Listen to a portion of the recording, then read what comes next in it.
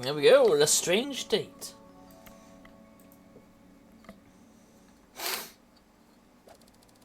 Boss, I've received a letter from Vicki Lestrange announcing her intention to visit this evening.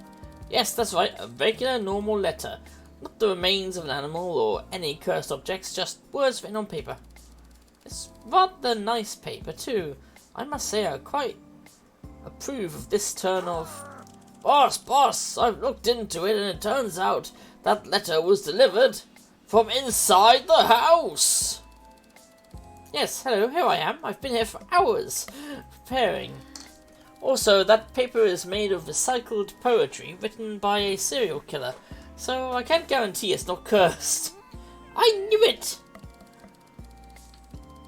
In any case, as tonight is another blood moon, I thought we might complete the dread ritual of which we have prepared. If that's alright with you. Ready when you are, my little succubus. It's not me who's the succubus. Also, I might be an incubus. Or a succubus?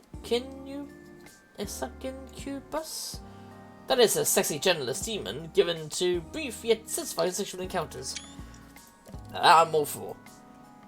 We don't know which until something is complete. This way, boss, I've prepared a space in your wine cellar. Vicki takes her hand and pulls on you with the excitement of a child on her way to the candy store. You follow Vicki down the wine cellar and find it a bit changed. Torches hanging from the sconces burning with green flame. The sickly green light illuminates countless animal skulls, wooden bowls filled with identifiable orbs, creepy plants, and other less wholesome things. A complex sigil has been drawn on the floor. Looking directly upon the runes makes your eyes feel hot and dry. The center of the mandala, a cauldron bubbles. Isn't it lovely? The ritual is almost ready to begin. I was waiting for you to add the final touches. I'll give you some final touches, alright. Don't get ahead of yourself. For now, we must focus on the ritual. Tonight we shall summon the spirit of Zigoriax, an angel cast down to hell for being too good at sex. For being too good at sex? That's just evidence that it's all pain in the ass. Little is known about Zigoriax specifically, but the ritual promises a night of unparalleled pleasure. Goodness, I'm getting a bit flustered just think about it. Yes, before we shall begin, we must add a few extra ingredients in our tincture. Magical potion. Avoid the ones that promise 6 inches of growth. These ingredients will let Zigoriax know what sort of lover we desire. We just as a scarred wooden table upon which several ingredients are laid out. What a sexy array of vegetables and animal body products. I know, I can hardly choose between them, but we can only add 3. Which do you think should be?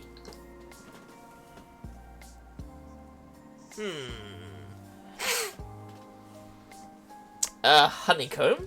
The golden sweetness, but not too sweet. The bees inside provide a playful sting. Our second ingredient?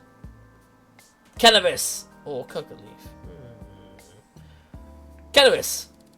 You're familiar with the leaf I imported at great expense from the Americas. It will give our visitor a slow, almost dream-like quality. And the third? Lace wings? These beautiful creatures, their delicate wings bespeak of delicate soul. As the ingredients are chosen in the cauldron. A cloud of greenish steam rises from the pot. It climbs up your nostrils and invites your brain out for a dance. Your brain politely declines. It's happy where it is. The list is complete. Now all we need is to say the words. Following Vicki's lead, you slowly walk. Walk slowly along the intricate lines of the sigil on the floor. Vicki's voice croons a lilting melody, a supplication to the spirit you seek. Zigoriax, Ifrit of lust, we bid you come, cavort with us.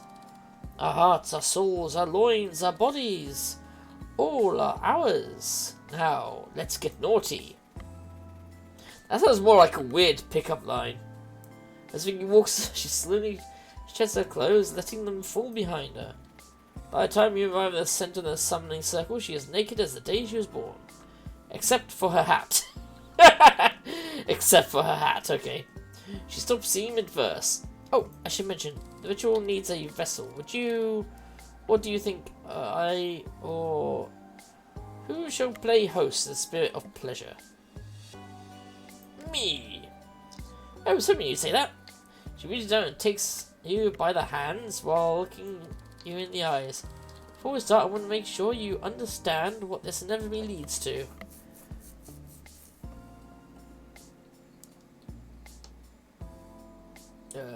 I understand. I'm more than happy to do this with you. Very well. She closes her eyes and takes a deep breath to prepare. Ziggurat's the bane of virgins. Come into this gentle person. You feel possessed. Your tenderness well up within you like golden honey. You gather Vicki in a warm embrace and kiss her passionately. You feel a strong urge to kiss her neck. Roll with it. You cover her neck in many tiny kisses. She gills with delight. Ziggurat, I had no idea you were so sweet. You feel generous, unhurried. Perhaps you could give Vicki a little oil pressure.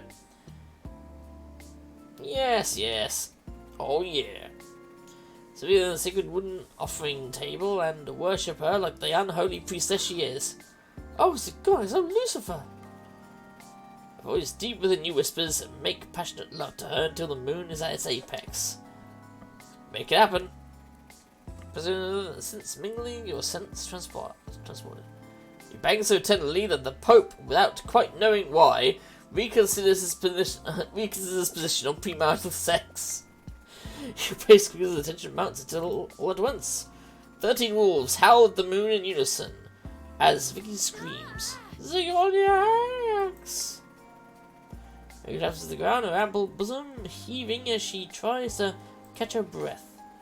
She tries to speak, but mostly mutters unintelligibly. I hit the spot. Were those the same 13 wolves you told us about, boss, for the cottage? Oh, yes, I suppose they were. They're my personal wolves.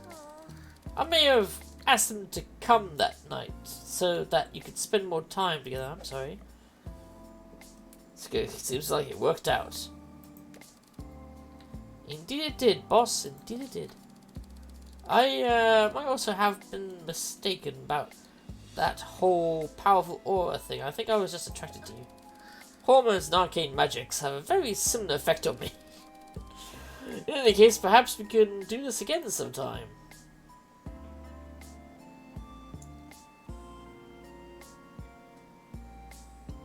Yes, I'm into this whole freaky scene, baby. Then so shall it be. Before I depart, I think it's worth saying that it's really cool what you've done for me. I know I'm weird, but when I'm with you, I don't feel the need to put up a shield, you know? Or even wear clothes. Anyway, I'm glad we met, and I look forward to our next adventure. And that is something that's I found quite common, personally. People's opinion to be with. That Vicki vanishes in a cloud of purple smoke, leaving behind nothing but the scent of violets and mystery. Lacey. Ooh, I think we can guess what she's wearing. Barely anything is the answer. Barely anything.